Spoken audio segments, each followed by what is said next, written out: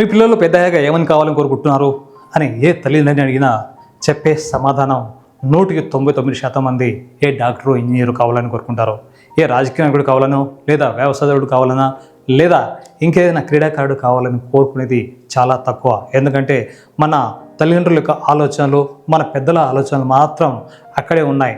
ఏమైనా మాట్లాడితే డాక్టరా, ఇంజనీరా, నీకు చదువు ఎంత వస్తుంది, వీడికి చదువు ఉందా లేదా, లేకపోతే అవగాహన కలిగి ఉందా లేదా, కనీసం వీడికి మెడికల్ పైన అవగాహన ఉందా లేదా, సైన్స్ పైన అవగాహన ఉందా, లేకుంటే ఇతర అంశాలపైన అవగాహన ఉన్న విషయాన్ని మాత్రం ఏ తల్లిదండ్రి కూడా పట్టించుకోరు. ఉదయం లేచిన నుంచి మావాడు డాక్టర్ కావాలి, మావాడు ఇంజనీర్ కావాలి, కలెక్టర్ కావాలని, ఐపీఎస్ కావాలని చాలామంది కోరుకోరు. కాబట్టి అవకాశాలు ఎన్నో ఉన్నాయి.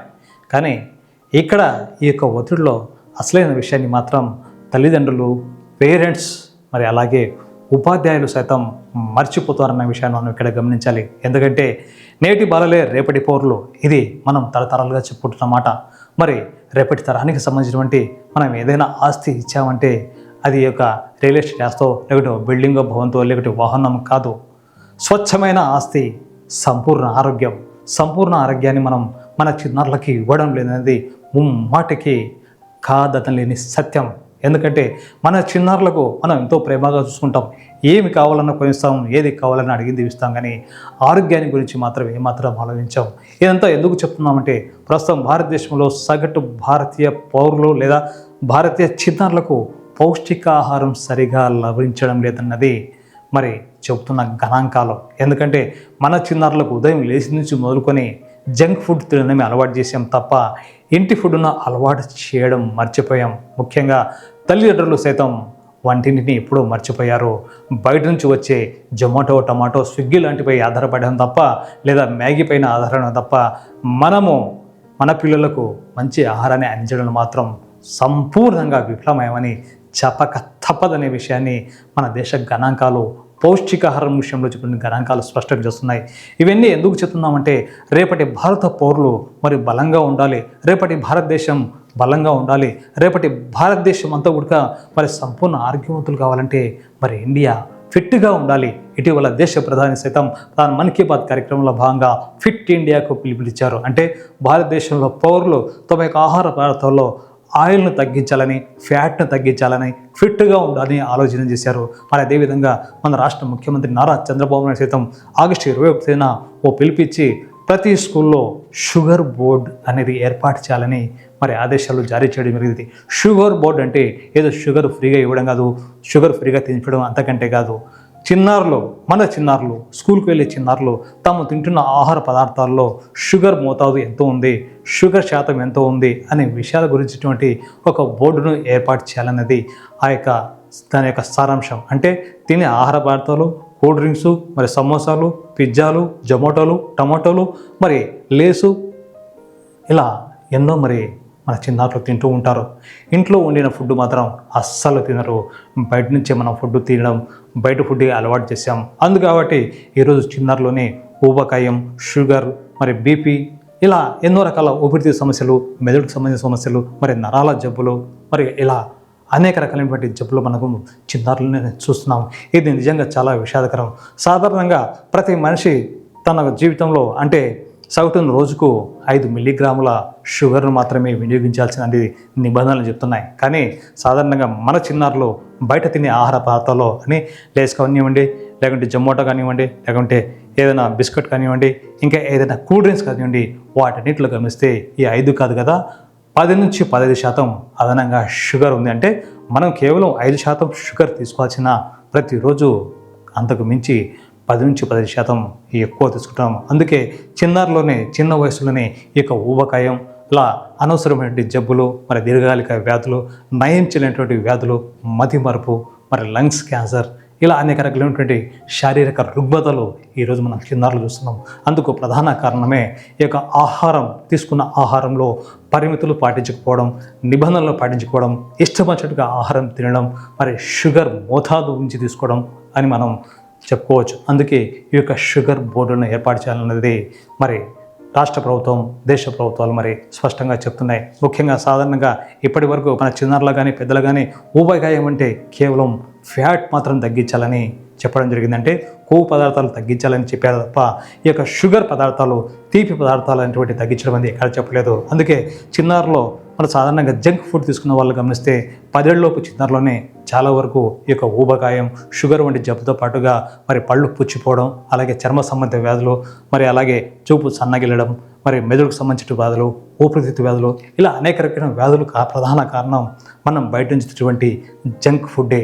మరి ఈ జంక్ ఫుడ్ను నివారించాలనేది చట్టం కూడా చేయాలని మరి న్యాయస్థానాలు ఈ యొక్క విద్యా సంస్థలకు, రాష్ట్ర ప్రభుత్వాలను ఆదేశించాయి. అందుకే ప్రతి విద్యా సంస్థ తమ యొక్క విద్యా సంస్థల ఆధ్వర్యంలో షుగర్ బోర్డులను ఖచ్చితంగా తరగతి గదులు ఏర్పాటు చేయాలని చెప్పడం జరిగింది. అంటే షుగర్ ఏ యొక్క వస్తువులో ఎక్కువ ఉంది, ఏ వస్తువులో తక్కువ ఉంది, అంటే సాధారణంగా న్యాచురల్గా జరిగేటువంటి ఫుడ్డు, అంటే న్యాచురల్గా తీసుకుంటే ఫుడ్డు, అలాగే ఆర్టిఫిషియల్ ఫుడ్ అంటే ప్యాకేజ్ ఫుడ్డు, వీటి రెండింటిని క్యాంపెయినింగ్ తీసుకుంటూ ఇక్కడ షుగర్ ఎక్కువ దీంట్లో అవుతున్న విషయాన్ని చిన్నారులకు అవగాహన కల్పించాలన్నది ప్రభుత్వాల యొక్క ముఖ్య ఉద్దేశం. అందుకే ఇటీవల రాష్ట్ర ప్రభుత్వం కూడా ఖచ్చితంగా ఈ యొక్క ఆహార భద్రతా సంస్థకు కొన్ని నియమాలను కూడా ఏర్పాటు చేయాలని సూచించింది. అంతేకాకుండా 2010లో మరి హైకోర్టులో ఉడయ్ అనే సంస్థ కూడా ఈ యొక్క ఆహార భద్రతకు సంబంధించి, ముఖ్యంగా చిన్నారుల పౌష్టికాహార లోపానికి సంబంధించి ఓ బిల్ దాఖలు చేస్తే 2015లో ఈ యొక్క హైకోర్టు అన్ని రాష్ట్ర ప్రభుత్వాలకు ఆదేశాలు జారీ చేయడం కాకుండా భారత ఆహార సంస్థ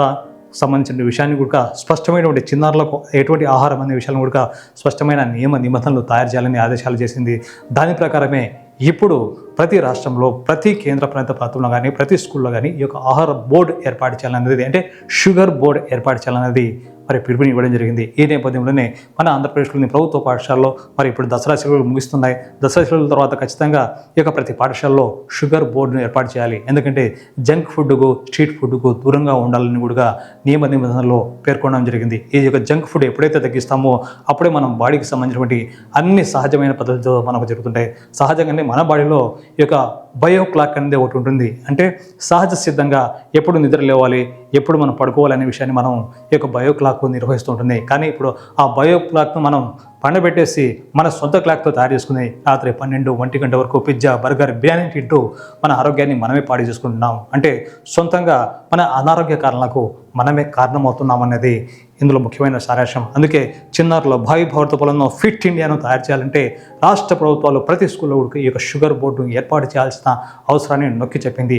అదేవిధంగా 1977 సంవత్సరంలో ఆనాటి ప్రభుత్వాలు కూడా ఈ యొక్క భారతీయ పౌరులను, ముఖ్యంగా భావి భారత పౌరులను సంపూర్ణ ఆరోగ్యం కోసం ప్రతి పాఠశాలలో ఓ కార్యక్రమాన్ని ఏర్పాటు చేశాయి. 1977లో ఆనాటి Ishwaribhai Patel committee SCPW social useful work అనే దాన్ని, అంటే పాఠశాలలో ఖచ్చితంగా ఓ యొక్క అవగాహన కార్యక్రమం, ఏదైనా సరే ఒక పనికి సంబంధించిన కార్యక్రమం, వర్క్ ఎక్స్పీరియన్స్ అంటే పని అనుభవం సంబంధించిన విషయం తెలియజెప్పడం కోసం ఈ యొక్క SCPW అనే కార్యక్రమాన్ని ఏర్పాటు చేశారు. అప్పట్లో అంటే 10వ తరగతి వరకు ప్రతి పాఠశాలలోనూ ఒక పీరియడ్ SCPWగా ఉండేది. అంటే ఆట స్థలాలు ఖచ్చితంగా ఉండాలి, ప్రతి చిన్నారి ఏదో ఒక ఆట ఆడాలి, ఆటల్లో ఖచ్చితంగా తమకు నచ్చిన విధంగా ఉండాలి, తమ సొంత వస్తువులను తయారు చేసుకునే విధంగా ఉండాలనే ఉద్దేశంతో ఈ యొక్క SCPWను ఏర్పాటు చేశారు. కానీ ప్రస్తుతం ఈ యొక్క SCPW అదృశ్యమైంది. పాఠశాలలో ఆట స్థలాలు కరువైపోయి, ఆటలు ఆడించి కరువయ్యారు.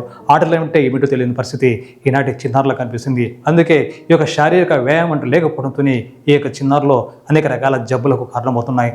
దానికి తోడు ఈ జంక్ ఫుడ్ కూడా ఒక ప్రధాన కారణమైంది. అందుకే ఈ యొక్క జంక్ ఫుడ్ను, స్ట్రీట్ ఫుడ్ను తగ్గించాలంటే ఈ యొక్క షుగర్ బోర్డు అనేది ఖచ్చితంగా ప్రతి పాఠశాలలో ఏర్పాటు చేయాలి.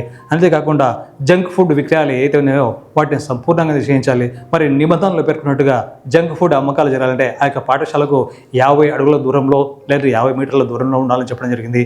అంతేకాకుండా అసలు 50 అడుగులు, 100 అడుగులు అని కాకుండా అసలు పాఠశాల సరిహద్దులో ఈ యొక్క జంక్ ఫుడ్ అంటే ప్యాకేజ్ ఫుడ్ విక్రయాలను పూర్తిగా నిషేధిస్తే కానీ భావి భారత పౌరులకు సంపూర్ణ ఆరోగ్యాన్ని, సంపూర్ణ ఆహారాన్ని, మరి పౌష్టికాహారాన్ని అందించడం సాధ్యమవుతుంది. అందుకే ప్రతి పాఠశాలలో వారానికి ఒకసారి అయినా సరే తరగతి గదుల్లో ముఖ్యంగా ఉపాధ్యాయులతో మరి పేరెంట్స్తో కలిసి ఏదైనా ఒక ఆహార పదార్థాన్ని, మంచి పౌష్టికాహారాన్ని పదార్థాన్ని తయారు చేసే విధంగా అందులో వారిని ఇంక్లూడ్ చేస్తూ, అంటే వారితో కలిసి వండే విధంగా ఈ యొక్క కార్యక్రమాన్ని ఏర్పాటు చేస్తే అప్పుడు సంపూర్ణ ఆరోగ్యంతో పాటు సంపూర్ణ ఆహారాన్ని ఎలా తయారు చేసుకోవాలనే విషయం కూడా అటు విద్యార్థులను, తల్లిదండ్రులను అవగాహన కలుగుతుంది.